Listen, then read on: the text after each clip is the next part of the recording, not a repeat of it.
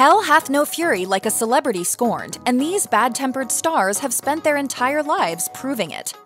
Alec Baldwin has been no stranger to controversy in recent years. In between all those provocative political sketches and on-set tragedies, however, you might have forgotten that he's also got a heck of a temper. In 2007, Baldwin famously called his then 11-year-old daughter, Ireland Baldwin, a rude, thoughtless little pig in a leaked voicemail message. He later apologized on The View. It seems like they patched things up, though. By the way, Mission Impossible is what I call getting my dad to apologize.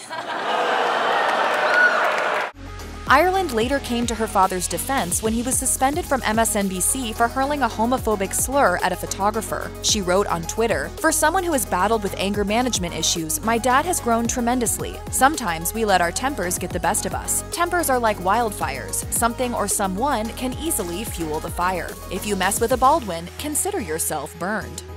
There are few celebs as outspoken as Azealia Banks. She is engaged in public rows with a number of other A-listers, and she's not afraid of a good Twitter rant either. She was also quick to call out Russell Crowe for allegedly spitting on her, choking her, and calling her a racial slur. Rapper RZA, who was present during the alleged assault, verified her claim about the spitting, but claimed that Banks was the one who tried to get physical. Things came to a head for the star in 2017 when she agreed to take anger management classes after allegedly punching and biting a nightclub security guard. According to media reports at the time, her charge would be reduced to disorderly conduct if she completed the 26-week program. Banks does have a way to help deal with her terrible temper, however. She told Broadly that she actively practices witchcraft, and her favorite spell, the egg spell, helps dispel negativity. Based on her past, she must be blowing through a whole lot of eggs. Steven Seagal, fated action hero and BFF of Vladimir Putin, has beaten the spit out of countless make-believe bad guys on screen. Seagal wasn't averse to using those martial arts skills against fellow actor John Leguizamo while they worked together on 1996's Executive Decision. Leguizamo later told the AV Club that on the first day of rehearsal, Seagal walked in and said, "I'm in command. What I say is law." Leguizamo responded by laughing out loud, prompting Seagal to smash the stunned actor into a brick wall, so forcefully that he fell to the floor gasping for air. Leguizamo remembered, "He can fight. That's the only downside to my comment. He can actually knock me out." Seagal's volatile temper also became apparent in 2018 when he sat down for a satellite interview with BBC's Kirsty Wark. As the interview was winding down, Wark asked how he was dealing with the multiple claims of sexual harassment that had been made against him. And then this happened. Hello, Steven Seagal. Take the microphone off you. Steven Seagal there.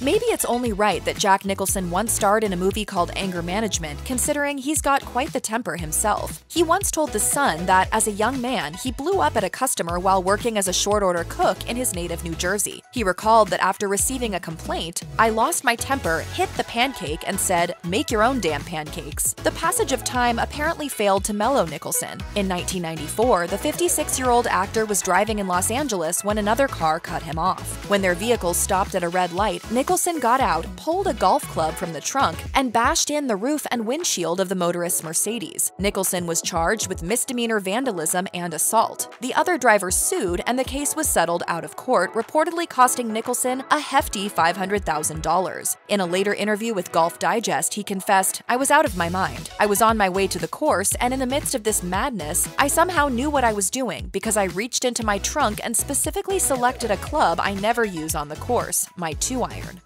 Jack Nicholson isn't the only Hollywood legend to experience road rage. In 2001, Gene Hackman was driving along Sunset Boulevard when another car cut him off, causing Hackman to rear-end the vehicle. Two men exited the other vehicle and angrily exchanged words with Hackman. At some point, a fight broke out. Hackman reportedly got in a few good punches before one of the men stopped him cold with a kick to the crotch. Despite the fisticuffs, no charges were filed. Hackman's spokesperson told Entertainment Weekly, "Gene thought it was funny, really. He's not a soft guy. He's an ex-Marine and he can take care of himself. Really, he's a very gentle guy, but anybody can be provoked." For Hollywood insiders, news of Hackman's violent temper was hardly news at all. Hackman has had a long history of fiery battles with his directors, eruptions that happened so frequently he came to be nicknamed Vesuvius.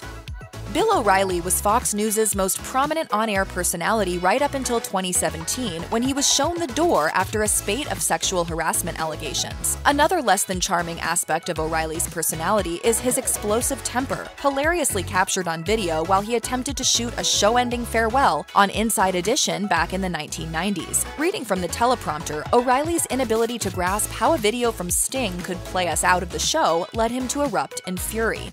We'll do it live! It. Do it live! I'll write it and we'll do it live! According to Teresa McCohen, who worked for Inside Edition at the time, O'Reilly's behavior wasn't out of character. She told HuffPost, "He was definitely hot-tempered and he was impatient, so when I was going to be dealing with him, I was so afraid." Meanwhile, allegations of domestic violence emerged during O'Reilly's bitter divorce, with his daughter testifying that she'd witnessed her dad choking her mother before dragging her down a flight of stairs. O'Reilly denied his daughter's claims, declaring her testimony to be 100% false. O'Reilly's temper is apparently still an issue, too. In 2022, video footage emerged showing him threatening a JetBlue employee with physical violence after suffering a delayed flight. Lily Tomlin isn't usually the type of star associated with temperamental outbursts, or at least she wasn't, until she worked with director David O. Russell on the 2004 indie comedy I Heart Huckabees. Leaked footage from the set emerged indicating that Russell really knew how to push Tomlin's buttons, eventually leading her to unleash a string of profanity at him. Another leaked clip, during filming of a different scene, demonstrated that the animosity between actor and director wasn't a one-time thing. The anger also seemed to run both ways. In the footage, Russell is apparently so exasperated by her questions that he storms over to the desk at which she is seated and furiously brushes aside a stack of papers, then calls Tomlin a very rude word beginning with the letter C. Despite video evidence to the contrary, Tomlin later insisted to The Hollywood Reporter that their spat wasn't any big deal. She and Russell, she explained, made up in just a few hours. Addressing the incident more than a decade later during an interview with Vanity Fair, Tomlin shrugged it off. But it didn't bother me that much. I mean, things happen on the set, you know. Comedian Katt Williams has a well-earned reputation as a hothead, and 2012 was a banner year in that regard. His greatest hits included slapping a Target employee in the face, being arrested for allegedly beating up a guy outside an Oakland hotel, and fighting with audience members during his own comedy performance. After a 2014 arrest over an incident in which he and the rap producer Suge Knight took a camera from a photographer in Beverly Hills, Williams was sentenced to attend anger management classes for an entire year. He clearly wasn't paying attention during class, however. In 2016, Williams was arrested for allegedly physically attacking a woman and then pulling a gun on her after she told him she thought he wasn't as funny as Kevin Hart. He was then arrested and charged with battery after allegedly punching out an employee at a pool supply store. He was also arrested for allegedly assaulting one of his own bodyguards. And then he was captured on video at a Beanie Seagal concert taking a swing at a member of the rapper's entourage. And this all happened in the space of a few weeks. Mel Gibson was one of Hollywood's hottest stars when, in 2006, he unleashed a rage-filled, profanity-laden anti-Semitic rant during a DUI arrest. He later confessed to CBS, "I've been angry all my life." You really are crazy. He wasn't exaggerating. Gibson's anger was on full display in a recording leaked in 2010 in which he can be heard arguing with then-girlfriend Oksana Grigorieva and using a flurry of racist slurs. The following year, Gibson received 3 years probation after pleading no contest to charges of domestic violence when Grigorieva claimed he struck her, breaking her tooth. Meanwhile, more recordings emerged, each more unhinged than the last. In 2012, screenwriter Joe Esterhaus released his recording of Gibson screaming obscenities about an overdue script. Yet another taped exchange between Grigorieva and Gibson found the star threatening to kill her. In 2016, Gibson unrepentantly looked back at his 2006 arrest, insisting that the real problem wasn't what he said, but that it had been leaked to the press. He told Variety, "So not fair."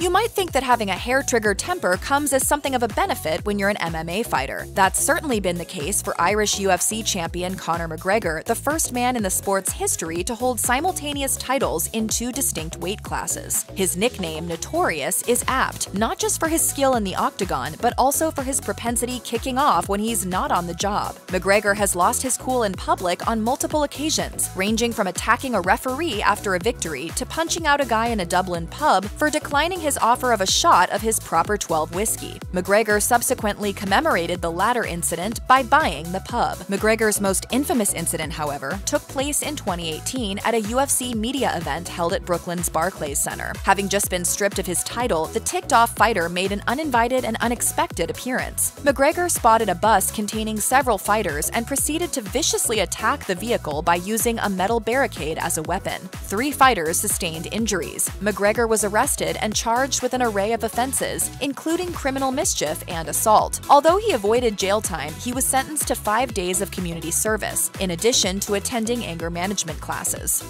These days, John McEnroe is something of an elder statesman of tennis. However, longtime fans of the sport will certainly remember that during his prime, McEnroe was prone to outrageous temper tantrums on the court. Dubbed the bad boy of tennis, McEnroe's angry outbursts became legendary, but none more so than his epic meltdown while competing at Wimbledon in 1981. When an umpire ruled that his serve was out of bounds, McEnroe initially seemed confused, walking toward the official and then blurting out what came to be his signature catchphrase, "You cannot be serious, man. You cannot be serious." According to McEnroe, he has worked hard at taming his temper over the years. As he explained during an interview on In Depth with Graham Benzinger, anger had become an addiction for him, which he compared to a smoker's craving for nicotine. At a certain point, McEnroe felt it was time to kick that habit and underwent anger management counseling, sometimes voluntarily, sometimes when it had been ordered by a court. For me personally, I think overall it's helped.